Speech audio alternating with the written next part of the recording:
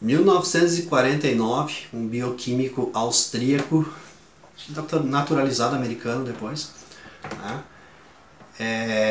Ele, chamado Erwin Chargaff, né? Ele fez uma relação que ele estudou vários tipos de células, né? Vários ácidos nucleicos, ou vários DNAs, como vocês preferirem, fica melhor para vocês assim, de vários tipos de células, de vários tipos de espécies. E ele reparou sim, né, cara, que esse ácido nucleico dessa espécie é diferente desse. Mas ele notou uma semelhança, que era a relação dos nucleotídeos, que eu falei agora há pouco aí, dos nucleotídeos, da adenina, citosina, timina e guanina. Ele reparou que existia uma relação íntima desses nucleotídeos, que a quantidade de adenina era relativa à quantidade de timina. A mesma quantidade de adenina que tinha era a mesma quantidade de timina. E que a quantidade de citosina era a mesma quantidade de guanina. Então ele relacionou isso, né, pela observação e pelo estudo químico. Ele notou que adenina e timina são dois componentes químicos, dois nucleotídeos que se relacionam, a adenina e a timina, por existirem na mesma quantidade, da mesma forma que citosina e guanina também se relacionam uma com a outra, porque também existem na mesma quantidade de uma com a outra. Essa aí então ficou conhecida como a regra de Chargaff, onde adenina igual timina, na quantidade, tá, que existe, citosina igual guanina, adenina, timina, citosina e guanina. E por que isso foi importante? Porque isso serviu de base para os próximos estudos, né? Que até agora a gente viu aqui muita informação química, né? Informação bioquímica, de como que o DNA é formado e de como que ele estava começando a trabalhar. Agora a gente vai para uma outra partezinha aqui, que é como é a estrutura do DNA, né? Como é que ele está estruturado, como é que ele está organizado. E essa regra do Chargaff foi importante, né? Serviu de base para os próximos estudos aí, que é a formação, né? A estrutura do DNA. Adenina, timina, citosina e guanina. Não sei se vocês repararam, mas até agora eu só falei em nome de homens, né? Hoje em dia já está bem diferente, mas já aí em 1951, uma das mulheres que entra para a história, então, é uma das, né? Mas na parte da genética, claro que hoje já tem várias, tá? Mas a primeira em 1951 é uma inglesa chamada Rosalind Franklin. E a Rosalind Franklin, ela entrou para a história, e entrou para a história depois que morreu, porque ela morreu bem jovem, 37 anos, se eu não me engano, tá? Mas eu sei que foi de câncer, e câncer no ovário. E essa cientista, ela trabalhava com raio-x, talvez seja por isso o câncer, né? Eu não tenho certeza, mas provavelmente foi, tá? Se não era genético, né? A Rosalind Franklin trabalhava com um sistema chamado difração de raio-x. Em termos bem simples, ela analisava cristais de carvão, né? Analisava a estrutura interna destes cristais. E no laboratório ela um dia resolveu fazer uso dessa técnica da difração de raio-x sobre moléculas de DNA. Ela saiu da matéria, né, inorgânica e foi lá para a matéria orgânica para estudar lá o DNA. E aí, vou botar aqui a fotinho, essa aí é conhecida como foto 51. Ao olhar aqui, talvez você não esteja entendendo nada. Não sei, professor, isso aí tá meio esquisito esse negócio aí, essa foto aí perdeu o foco aí, professor. Mas isso aí é a primeira foto do DNA, da molécula de DNA. Eu vou colocar uma outra foto aqui para você, depois eu volto nessa foto. essa aqui, ó. Isso aqui é o DNA quando a gente extrai o DNA de uma célula, né? A gente consegue fazer isso em casa, cara, tá? Das minhas células, da sua célula, mas não dá, que é mais difícil. Mas fazer a extração do DNA do morango, por exemplo. Você bota ali no Google, você faz em casa, não preciso nem eu te ensinar, cara. Tá? Você só precisa de morangos, tá? Morangos, detergente neutro e álcool, mais nada. E você consegue extrair o DNA do morango. É claro que você vai ver isso que está aqui, né? Tipo essa gosminha e essa baba. Você não vai conseguir ver, agora voltando a fotinho, a foto 51 da Rosalind Franklin, você não vai conseguir ver a molécula do DNA. Ah, professor, mas eu tenho uma lupa. Não vai. Ah, professor, mas eu tenho um microscópio. Não vai. Não. Se tiver um microscópio eletrônico aí bem potente aí, você consegue, tá? Então essa foto, aí a foto 51, é a primeira foto da molécula do DNA. E a partir dessa foto aí, uns outros dois carinhas que eu vou falar na sequência, que são os famosos que entraram para a história aí, mais até que a Rosalind Franklin, né? A Rosalind Franklin foi depois só, né? In memoriam, é brincadeira, cara. A partir disso aqui, então, se teve a ideia da famosa dupla hélice do DNA, que o DNA era formado por duas fitas enroladas, a partir dessa foto aqui, né, que foi aí o trabalho da Rosalind Franklin. Tá? Então aí a primeira foto da molécula do DNA. E em 1953, então aí os caras que você vai olhar nos livros, né, são os mais famosos, e os caras foram importantes mesmo, né? Não, que assim, ó, o trabalho dos caras é fenomenal, né, bicho? E a inteligência dos caras, eles não imaginaram tal coisa, não, eles usaram todo esse histórico que eu falei até agora aqui para criar isso que eles criaram, né? Para criar isso que eles criaram e entrarem para a história. Vou colocar a fotinho deles aqui enquanto eu vou falando, né? O Watson e o Crick. Essa dupla criou então o modelo tridimensional do que é a molécula do DNA. Essa dupla fita, né, formada lá pelo fósforo, pela desoxirribose, né, e as bases nitrogenadas, lá, os nucleotídeos.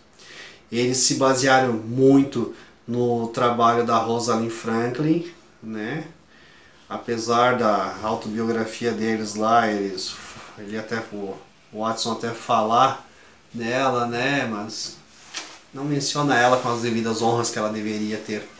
E ela se baseia naquela foto 51 e eles criam esse modelo que você está vendo na foto aí, do modelo tridimensional do DNA, onde o DNA seriam duas fitas em forma de hélice,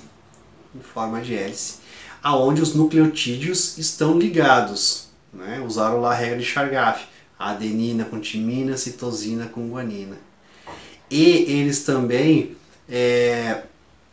teorizaram aqui, né, chegaram à conclusão de que o DNA se duplica a partir da cópia dessas fitas, que essas fitas elas se abrem e cada uma dessas fitas vai ser copiada, vai ser duplicada, e cada célula no final vai ficar com uma fita original e com uma fita cópia, uma fita original e uma fita cópia. Depois nós vamos estudar isso em duplicação do DNA, que é a chamada duplicação semiconservativa do DNA. Mas o que importa aqui agora nesse momento é a história. Então Watson, vou falar dele depois ainda, o carinha tá vivo ainda, já tá com 92 anos aí. Tá? Pelo menos até hoje estava vivo, né? Na hora que você olhar esse vídeo aí, você pensa, mas o cara já morreu! Pelo menos ele tá, né? Tá com 92 anos de idade aí, o Watson.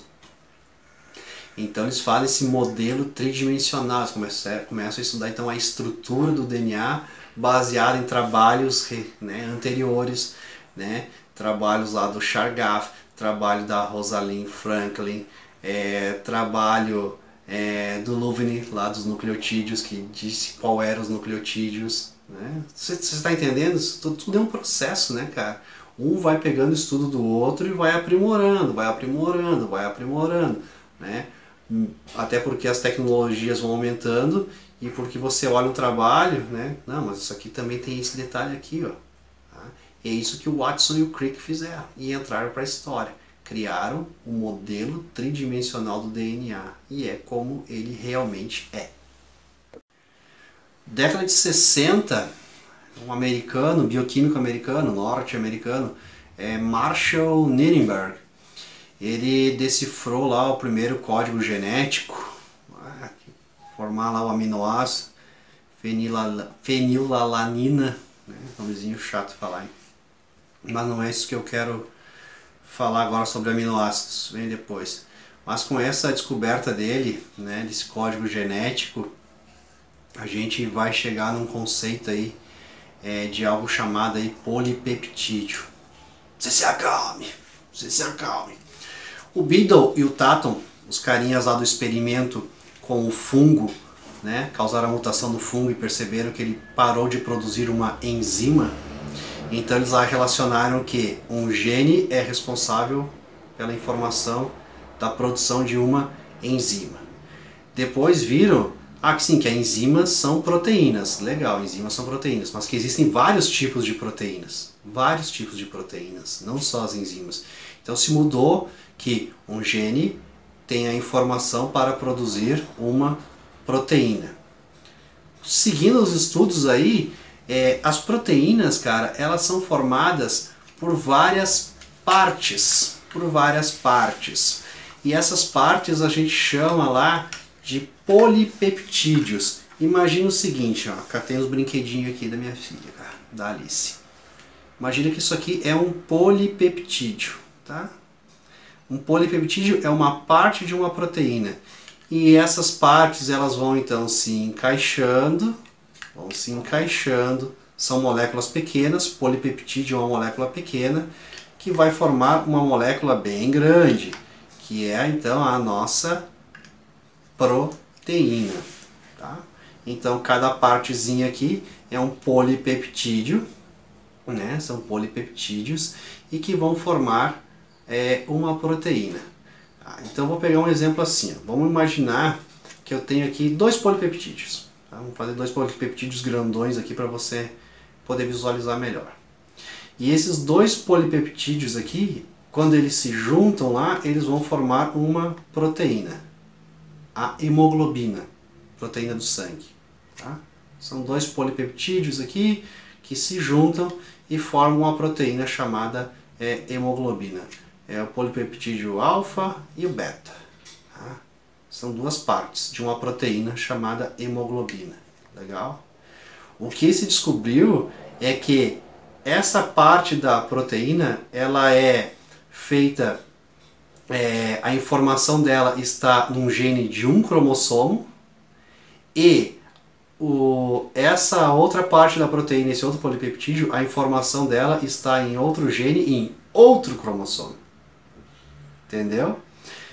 Essa proteína aqui, então, a proteína alfa, o gene dela está lá no cromossomo 11. Já a proteína beta, essa parte da proteína aqui chamada beta, esse polipeptídeo, o gene que faz ela está lá no cromossomo 16. Tá? Então, ó, vou dar uma recapituladinha aqui. Proteína é uma molécula bem grande, tá? Como a hemoglobina, né? A proteína que nós temos no sangue. Ela é formada por partes. No caso, a hemoglobina aqui é formada aqui por duas partes. Essas partes se chamam polipeptídeos. E, então, chegou-se, né, à conclusão, cara, que esses polipeptídeos, eles não são produzidos pelo mesmo gene. Não são produzidos pelo mesmo gene. Esse aqui era produzido por um gene no cromossomo 11, esse polipeptídeo aqui é produzido por um gene no cromossomo 16.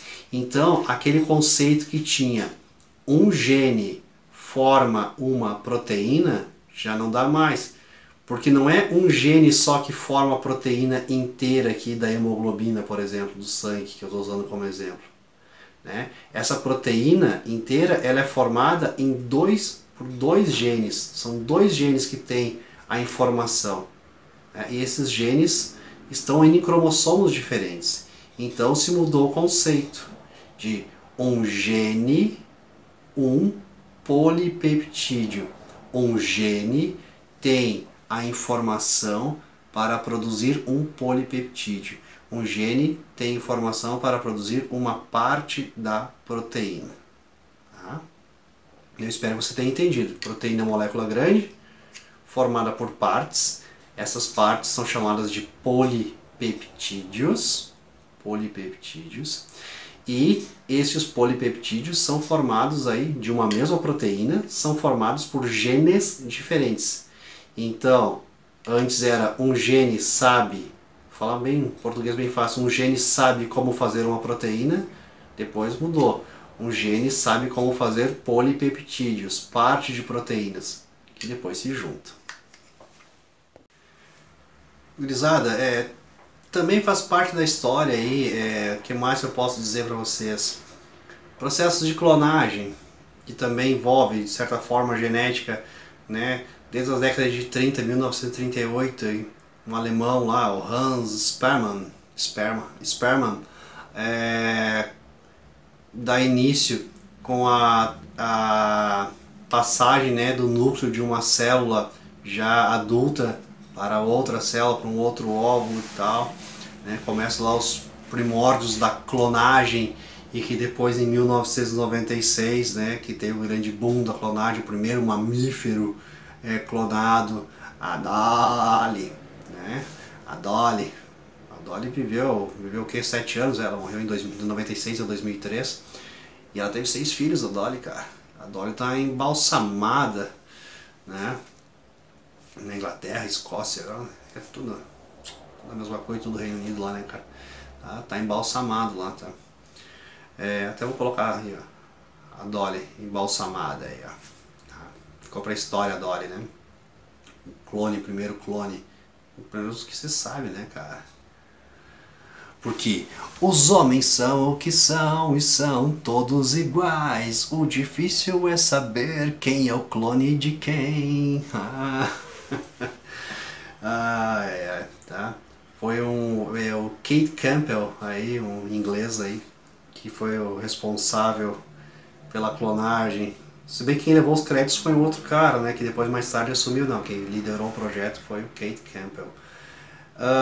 Que mais? Nós temos de 1990 até 2000, 2003, liderado pelo, vou botar a fotinho dele agora aqui, ó, pelo Watson, aí com 92 anos, né, que começou com ele esse projeto, né, mais um motivo para ele ter entrado para a história aí, o projeto Genoma, né, e o genoma humano, né, que começou lá nos anos 60, lá que eu falei lá, né, de decifrar os códigos genéticos com Nirenberg, e depois continuou, cara, a partir de 1990, e em 2003 foi dado como finalizado o projeto Genoma Humano, aonde 99,99% dos genes humanos com a precisão de 99,99%, né, foram decifrados. Cara, já se sabe